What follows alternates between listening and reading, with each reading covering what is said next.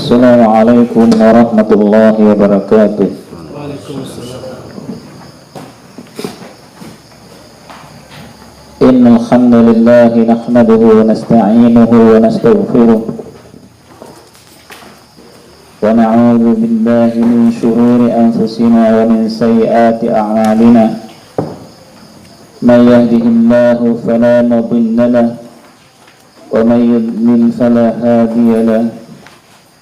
وأشهد أن لا إله إلا الله وحده لا شريك له وأشهد أن محمدا عبده ورسوله. يا أيها الذين آمنوا اتقوا الله حق تقاته ولا تموتن إلا وأنتم مسلمون. يا أيها الناس اتقوا ربكم الذي خلقكم من نفس واحدة وخلق منها زوجها وبث منهما رجالا كثيرا ونساء واتقوا الله الذي تساءلون به والأرحام إن الله كان عليكم رقيبا. يا أيها الذين آمنوا اتقوا الله وقولوا قولا سديدا يصلح لكم أعمالكم ويغفر لكم ذنوبكم ومن يطع الله ورسوله فقد فاز فوزا عظيما. أما بعد فإن أصدق الحديث كتاب الله وخير الهدى هدى محمد صلى الله عليه وعلى آله وأصحابه وسلم وشر الأمور محدثاتها وكل محدثة بدعة وكل بدعة ضلالة وكل ضلالة في النار. Alhamdulillah, kita bersyukur kepada Allah Ta'ala. Pagi ini, pagi hari Ahad, hari yang ke-28 dalam bulan Zulkaadah tahun 1441 Hijriah atau 19 Juli 2020 Masehi. Kembali kita pada subuh insyaallah diberkahi ini melanjutkan majelis kita mempelajari dua kitab. Pertama, kitab At-Tauhid karang Syekh Muhammad bin Abdul Wahhab rahimahullah. Yang kedua, kitab Al-Qawaid Al-Muthla karang Syekh Muhammad Al-Utsaimin rahimahullah. Silakan Bapak lihat yang punya kitab halaman 10. Fihi masail.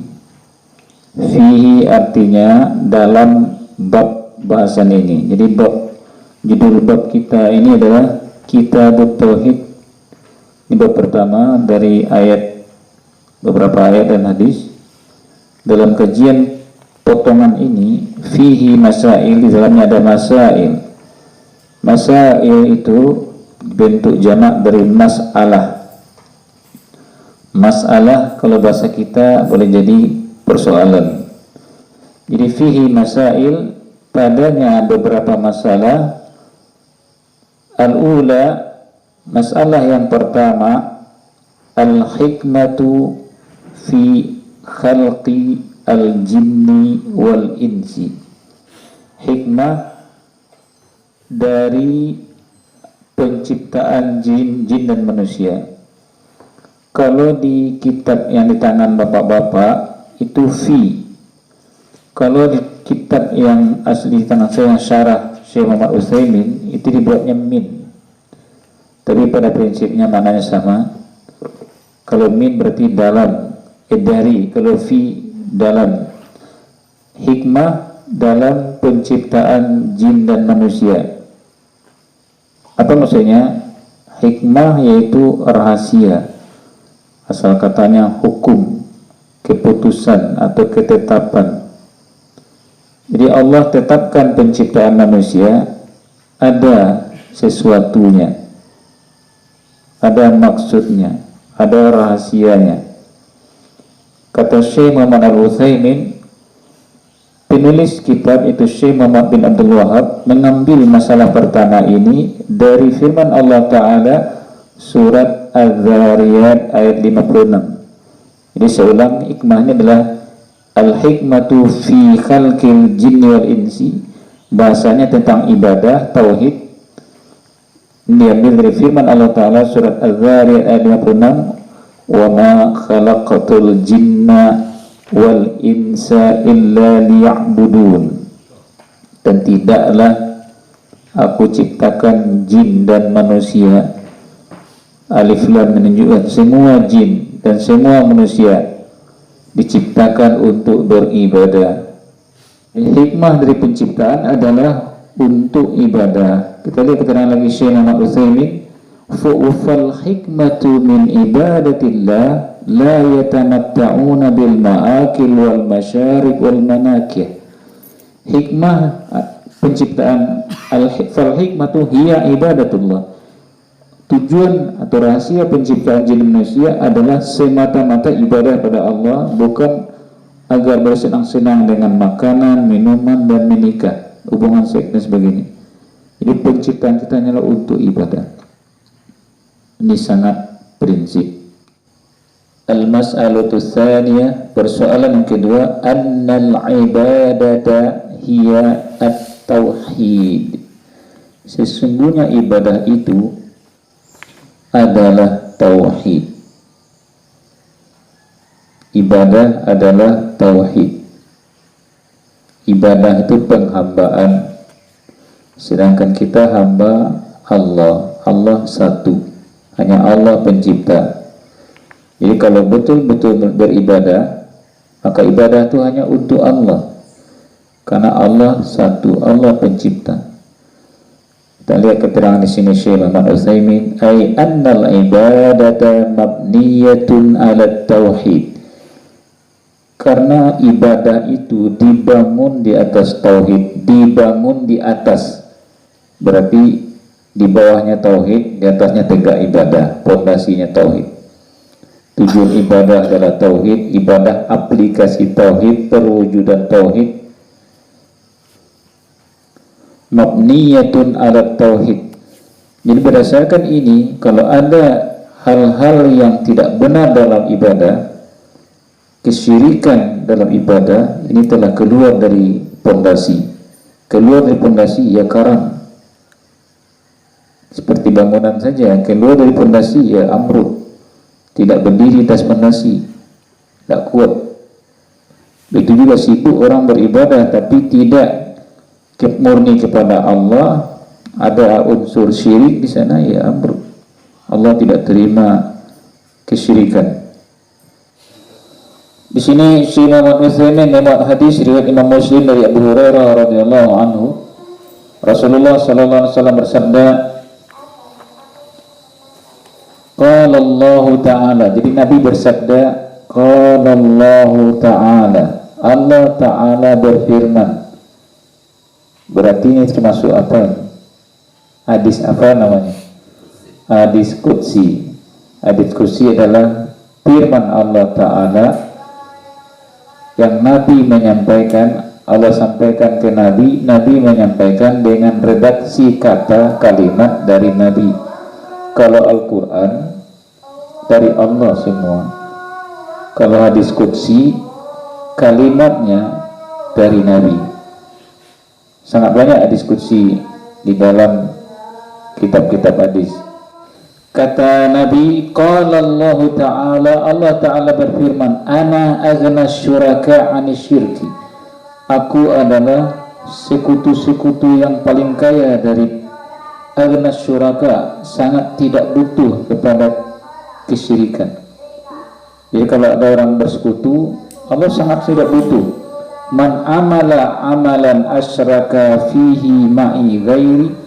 Siapa saja yang melakukan amalan yang dalam amalnya dia melakukan kesyirikan terhadapku bersama selainku, taraktuhu wa syirka, aku tinggalkan dia dengan kesyirikannya. Jadi Allah tidak ambil, tidak beri pahala. Jadi Allah tidak beri pahala ibadah apapun kalau ada kesyirikan di sana. Annal ibadata hiya at-tauhid. Sesungguhnya ibadah adalah tauhid. Kenapa? Li'annal kusuma fihi. Karena kusuma, kusumah ini bahasa Arab, telah menjadi bahasa kita kesumat. Kesumat. Kasam. Pakasam mana? Kasam. bekasan, permusuhan, karena permusuhan padanya. Dulunya Muhammad SAW akrab dengan orang Makkah. Apa contoh akrab? Ketika terjadi pembangunan kembali Ka'bah, karena sebab Ka'bah rusak, telah runtuh makan usia, itu banyak dalam kitab sirah, diantaranya bahkan kitab Nurul Yakin ini memuat. Ketika akan meletakkan Hajar Aswad, diantaranya yang saya tertarik yang kitab sirah tentang bangunan itu adalah kayu-kayu bangunan itu diambil dari kapal dari Jeddah. Berarti Jeddah telah jadi pelabuhan zaman dahulu. Lalu ketika meletakkan kembali Hajar Aswad, terjadi cekcok tokoh-tokoh kabilah, suku-suku. Lalu kata seorang bijaksana, kita minta pendapat orang yang pertama masuk dalam masjid sebentar lagi. Masuk Nabi Muhammad, belum jadi Nabi Muhammad SAW. Apa kata mereka? Ini Muhammad, dia adalah Al-Amin, kita ridho padanya. Minta beliau mengadili bagaimana cara sikap terbaik orang akur. Beliau buka rida ini adalah selendang atas. Beliau letakkan, beliau ambil Hajar Aswad, letakkan batu di atas rida, beri suruh kepala-kepala kabilah suku tadi untuk meletakkan ke pojok. Nanti beliau mulai masang. Inilah dalam sejarah anak sekolah disebut beliau menjadi hakim. Hakim ini orang bijaksana. Jadi tidak ada permusuhan, tidak ada kesumat. Nabi Muhammad bin Abdullah tidak ada permusuhan dengan orang-orang. Ketika telah mendapat wahyu, lalu Allah perintahkan fasda' bima tu'mar, sampaikan perintahkan. Beliau berdiri di atas bukit Safa. Beliau memanggil ya Sabah. Sabah itu dalam bahasa Arab adalah panggilan untuk orang perang, orang yang piketnya mengajak semua bergerak karena musuh tiba-tiba bergerak menyerang. Ya Sabah, keluar orang-orang penduduk Mekah mengirim utusan rumah ke tempat Nabi Muhammad yang berdiri di atas bukit Safa. Bukit Safa sekarang, yang di tempat Safa sekarang. Apa kata beliau setelah kumpul orang-orang? Apakah kalian percaya sekiranya aku ini mengatakan di balik gunung sana ada pasukan musuh yang menyerang?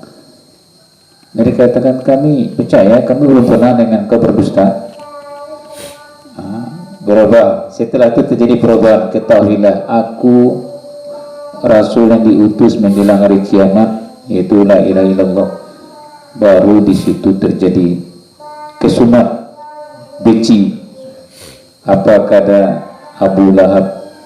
Tabban laka lisairal yawm, celaka kamu sepanjang hari, untuk ini kamu kumpulkan kami. Allah bila tabbat yada abi lahabin wa tab. Jadi kesumatnya ketika Nabi telah jadi Rasul mengajak mereka ke tauhid, di sini baru musuh. Yang tadinya sayang jadi benci. Jadi kita kalau ustadz kemana saja pergi, akrab dengan semua orang, dipertanyakan dakwah sama ustadz. Dengan semua kalangan akrab, tidak ada persoalan, dipertanyakan dakwah apa yang ustadz ceramahkan, apa yang ustadz ajarkan selama ini. Berarti apakah ada ujar ustadz mengajarkan tauhid? Kalau ada mengajarkan tauhid, salah satu sunnatullah terjadi pada rasul-rasul, ada kesumat dengan orang yang tidak tauhid. Sedangkan masyarakat banyak tidak tauhid, umat banyak tidak tauhid, artinya melakukan kesyirikan. Adakah membahas kesyirikan, membahas hal-hal yang tidak sesuai dengan syariat? Kalau ada, berarti ada yang tidak suka dengan kita. Jadi kalau ada ustadz, aman saja kemana saja pengajiannya, apa yang dia kajikan, apa yang dia bahas. Kita masuk pindah ke kedua. Silakan Pak.